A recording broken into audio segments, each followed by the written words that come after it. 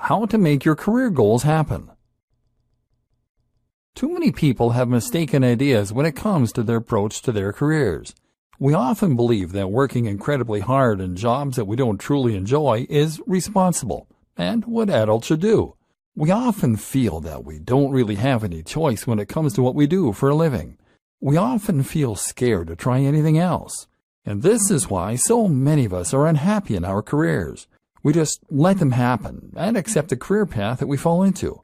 We leave school or college, take the first job opportunity that comes our way, and then work hard to progress up the ladder. We never take a moment to actually ask, is this what I want? Do I have a choice? Here are some ways to apply the principles that we've discussed to making progress in your career. Knowing what you want. The first and most important thing to focus on here is step 3, coming up with your plan. It's time to acknowledge that you don't have to continue working a job you don't like, and there's no reason that you even need to focus on your career at all.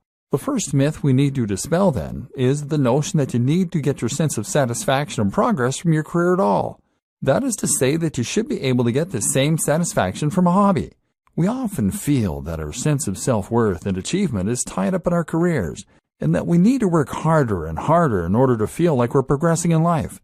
But while you might be CEO of a logistics company, you are still ultimately in charge of making sure people get staplers, when your passion might be painting works of art. This is why you can often do better to simply switch your focus to your extracurricular activities. My sister did this as an artist when she realized that the reality of her intended field, creating props for movies, was not quite as idealistic as she had hoped. So instead, she took on a job that would pay the bills by working as a saleswoman, and then used her spare time to work on her creations in her own time. She's gone on to receive quite a following on social media, and has sold several of her works to private buyers. So although her career isn't something she gets particularly excited about, she still gets that sense of progress and excitement and doesn't need to keep taking on more responsibilities to feel happy and fulfilled. And that also brings us to the other point. Your wealth isn't entirely determined by your career either. You can just as easily augment your income through other means, whether that means renting out your room or whether it means cutting the neighbor's hair. This is once again why it is important to consider the precise nature of your goals. If your goal is to be richer, then you can do it by shrinking expenses, by finding other sources of income, etc. If your goal is to get more status, then you may be happy to progress in your current career. If it is to be fulfilled in your artist endeavors or to be acknowledged for your ideas, then you may prefer to focus on working on projects outside the office. This is essentially what we refer to as lifestyle design. Lifestyle design means that you're focusing on what you can do to create your perfect lifestyle, and you're looking for the path of least resistance to get there. This might not mean working more, it might mean working less, and even taking on a menial job so that you can put more energy into other areas of your life. Heck, it might mean creating income from elsewhere so that you can afford to work 4 days a week. Why not? Creating a foolproof strategy. We've addressed the power that fear can have over us, and the way it can prevent us from going after our goals.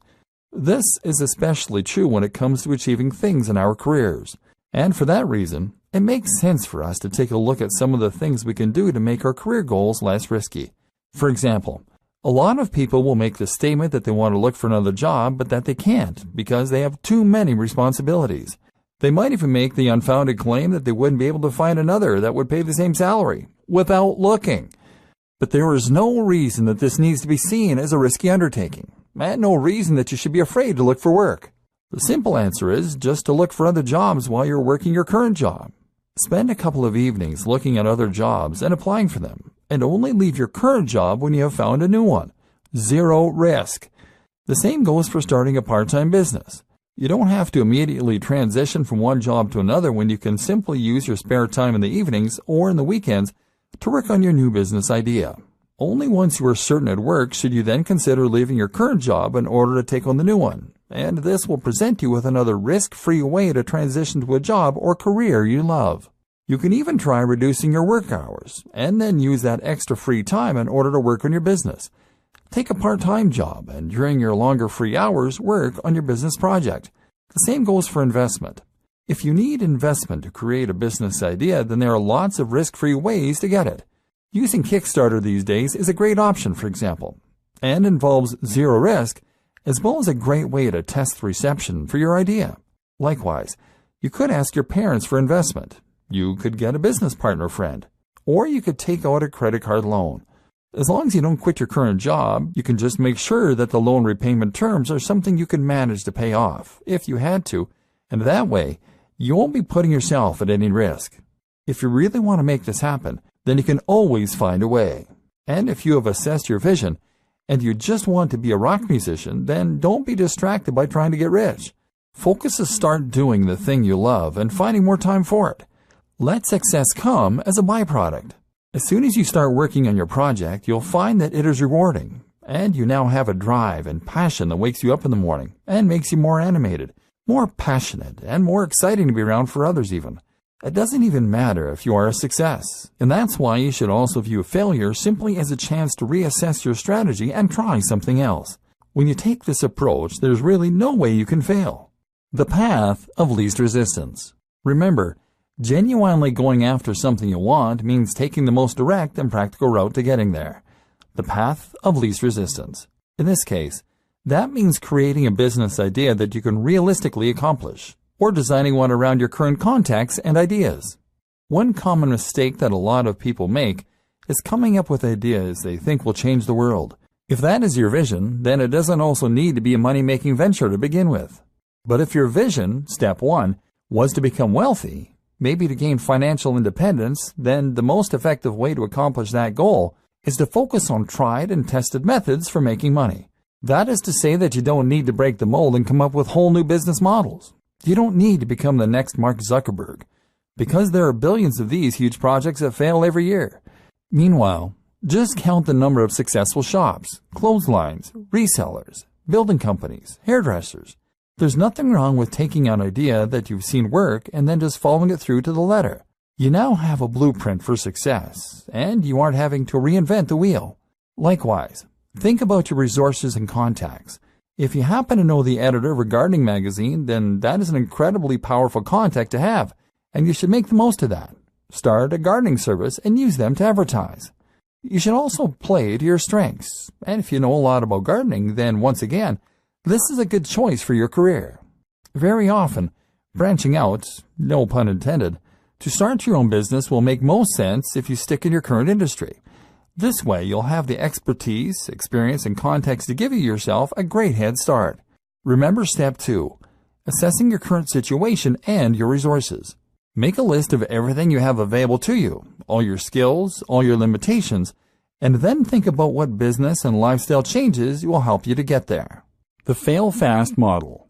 Remember when we discussed how fear could hold some people back, and one way this presented itself was when someone would work on perfecting their product without actually releasing anything?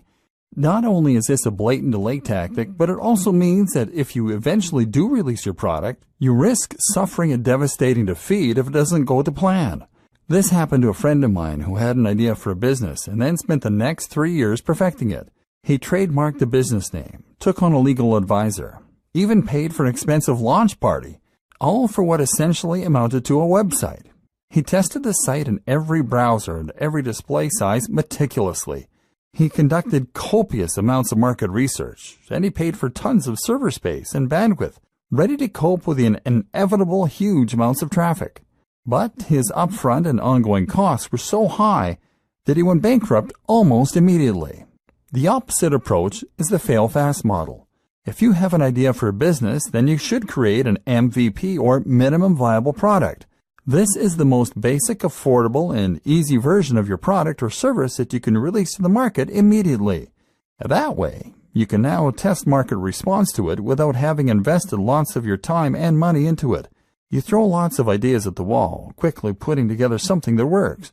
If the idea is successful, you can then invest time and money into it. If it isn't, you iterate. Learn from your mistakes and move on.